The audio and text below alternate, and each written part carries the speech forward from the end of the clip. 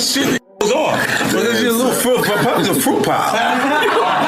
It's a fruit pop. To break me down, to build me up again. They like, Hov, we need you back so we could kill your ass again. You know, it's like this thing that's... In the hip-hop genre, rivalries have always been the driving force behind culture, sparking never-ending discussion with each song. Millions of people analyze the gesture and post in an effort to find the next spark. These conflicts not only provide entertainment, but they also influence the industry's overall story. The focus has now returned to two prominent individuals, Jay-Z and 50 Cent, as tensions between them are starting to flare up once more.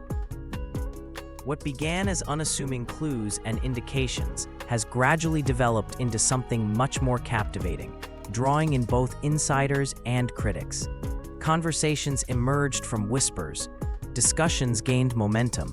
The entire hip-hop community is currently keeping a careful eye on this developing conflict between two icons to see how it plays out and what it might imply for the future. She knew of the someone genre. that went through Jimmy Henchman proffer agreement for a drug case. And the proffer agreement revealed that Jimmy Henchman, he could have walked away if he would have given up Diddy. What you mean by that? Well, what happened was is that they had 9 different sessions with Jimmy Henchman regarding his proffer agreement. So that means the feds went in there 9 different times to talk to him. And in those sessions, they asked him, what do you know about Sean Puffy Combs or Sean Diddy Combs? I don't think it was Puffy at that time. It wasn't Diddy at the time. But what do you know about Sean John Puffy Combs having sex with underage boys? And you got to realize, and people never think about this, that Jimmy and his brother, I think they had the same charges. But his brother walked away from that, and Jimmy gets life without the possibility of parole, I think.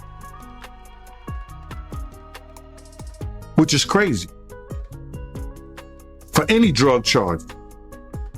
Nobody should spend their life in jail for drug charges. And just drug charges. But I think they try to tie him to some murders or something like that. I don't know that to be for sure. But he shouldn't spend his life in jail for no drug charges. Not at all. So, but they was gonna let him walk. If he'd have probably had to for that proffer agreement, they probably would have let him walk. If he had any information regarding Puff having sex with underage boys. That the feds asked him in 2011. In 2011, brother. So what did the feds know? Because the feds not coming there unless somebody made a report or somebody made some allegations against Puff in 2011 to ask a friend of his, Jimmy Henchman, what do you know about that? But for them to ask him about that, it had to be more than a rumor. Somebody made a complaint somewhere. And the feds got hold to that complaint. Now they're going to investigate that complaint when they get people under the barrel, like they had Jimmy Henchman. That's why they asked him. If he did know information, right, why you think he didn't tell?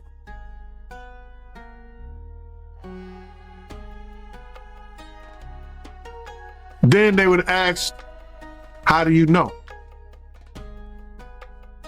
And then it comes into play, whereas that if you know of anybody that's endangering the welfare of a child, and you see that, and you don't report it, you're just as guilty as the person who does it. Although some dismiss 50 Cent comments as standard humor, it's becoming apparent that a deeper tension has been seething beneath the surface. one that has more historical roots than lighthearted banter. 50 has been bringing up his problems with Jay-Z on a regular basis for years, indicating that their relationship was never amusing in the first place. He even brought up a backstage incident at the American Music Awards, recalling a subtly disparaging remark made by Jay that undoubtedly had an impact. Even with Jay-Z's huge impact, unparalleled success, and seemingly untouchable position, his scathing remarks from the 1950s continue to cut through the clutter and spark cultural debate. Now the issue remains. Are these bullets motivated by genuine annoyance, rivalry, or just 50's unparalleled skill for maintaining himself and the conversation at the core of hip-hop? I want to say, I know a lot of people want to hear these stories and everything like that, because this is stuff that happened back in the day.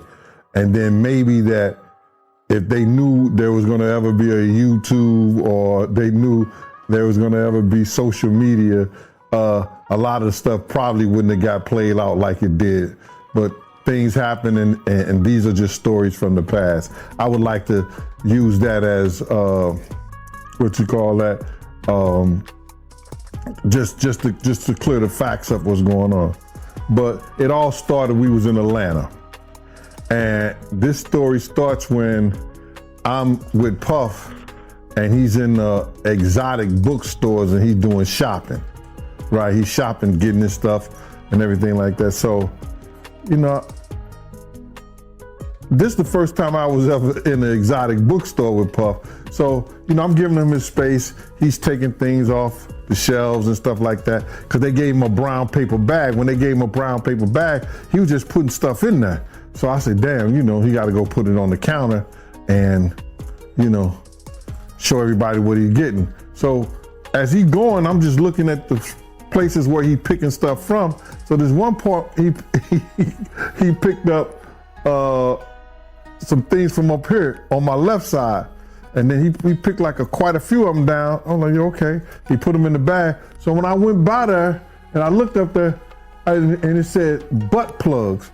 And I was like, hey, yo, I was messing with him. Because people don't understand, you know, we was like friends. He was a part of the same gang. So I'm still gonna tease him. I'm still gonna mess with him and everything like that. I could do that. It wasn't just no security thing. So I say, yo, what are you getting this for? And it said butt plugs. And he was like, yo, can I do my shopping by myself? I said, yeah, you could do it by yourself, brother. And he started walking and everything like that. So when he got to, I just waited at the counter. So when he got to the counter, he didn't even have to show the guy nothing. He just gave the guy a wad of money. I mean, like he gave the guy a stack, something like this. And Puff wasn't the dude that carried no 20s and no 50s and nothing like that. And I mean, like, he just said, boom. And we walked out the store. So we had to leave Atlanta and go to North Carolina for a show. You understand? And it was him, this rapper, Sarah, and this other girl. Sarah and this other chick. Jay-Z's highly publicized breakup is one of the most contentious parts of his life. From Dame Dash, the collaborator who defined a whole hip-hop period and helped establish Rockefeller Records.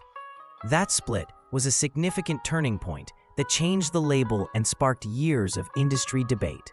What the consequences showed about ambition, loyalty, and the price of achievement is still a topic of debate. One of the greatest accomplishments of the genre is Jay-Z's ascent to worldwide prominence. However, opinions about the decisions he made along the road are still divided. While some perceive it as a hard break from previous ties, others see it as a strategic progression from an astute, business-minded leader, underscoring the fact that fame frequently strains relationships in the pursuit of a broader vision. I got on a G5 jet, and we flew to G4 jet, and we flew to North Carolina. So later on that, I think that afternoon, same day, this rapper and him, they all in the room together. You know, it's Sarah, the girl, Puff, and this dude, this rapper. So I'm hearing at the door and stuff like that. Like, yeah. So then next thing you know, somebody rang the doorbell. We had the presidential suite where we was at. So I opened the door and the dude said, yo, I'm here for my cousin. I said, who your cousin? And he said, Ja Rule. I said, well, he busy right now. He said, he busy doing what? I said, he with Puff, they're in the room, they busy, they don't want to be bothered. He said, well, I'm going in there. I said, bruh, you ain't going in there because he told me they don't want nobody to be bothering them. And he was like, yo, I don't care, man, I'm going in there. That bull like that. I said, yo, bruh, Jesus Christ had to come down here and take the air out of my body before you get in that room right there. Watch. He tried to bum rush me. I grabbed his and threw him against the piano. When I threw him into the piano, Puff and Ja Rule runs out the room. Puff got his towel, Ja grabbing his towel, but they butt the naked. And so then Ja was like, yo, what's going on? Yo, Jay, that's my cousin. He know me well, and Puff was like, yo, Jay, what happened? I said, he tried to get in the room. I told him he couldn't get in the room. And he was like, Puff looked at Ja. He said, yo, Ja said, you ain't want to go in that room because there's a lot of freaking going on. So I was like, oh, he said it was a lot of freaking going on. So that was basically that story, man. You know what I'm saying? They went back in the room. Dude felt a certain kind of way and he left out. So I seen them at the concert the next day and they tried to, form up against me. But my man Frank was like, I told my man Frank, I was like, yo, Frank, put yourself in that position. Somebody trying to get in the room and Ja told you don't let nobody get in the room. What would you do? Now y'all can do whatever y'all want to do, man, but I ain't taking no losses. He said, yo, you good, and that was it. Bro, when Ja said, you don't want to come up in there, a lot of freaky stuff is going on. You got to use your mind. What they was doing with those butt plugs. In addition to his ongoing spat with 50 Cent, Jay-Z has come under increased scrutiny for some previous partnerships and business decisions, with detractors claiming that certain decisions brought scandal to an otherwise remarkable career. His impact on culture, inventiveness, and influence are still undeniable. Discussions concerning ambition, image, and judgment are frequently sparked by ongoing debates over how his strategic choices and collaborations are viewed. While some consider these instances as proof of a calculating business-first mentality, navigating a challenging profession, others wonder how far an artist should go in their desire for recognition and success. Supporters respond with equal ferocity, arguing that Jay-Z's legacy is based on discipline, long-term vision, and the capacity to make tough choices in a constantly changing entertainment industry where leadership is developed under duress. Tupac or no? Did you ever? No, I saw him right before he passed too. Yeah, that's crazy. Never work with him though. What did Tupac do? He did gang-related Poetic Justice. He did Juice. And he did a couple other things. He did a basketball. Did something with Jim Belushi. Remember he did the one thing? Yeah.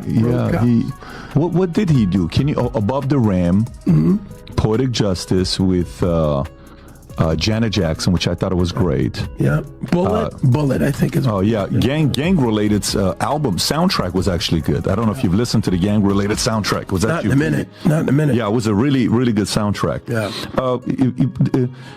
Cuba, with all this stuff that's coming up with Diddy and you're on one end, 50 Cent is calling out Diddy and here's what he's doing and all this stuff, and they got the back and forth. Yeah. I got Suge on here. Look at this example. Look what happened. Yeah.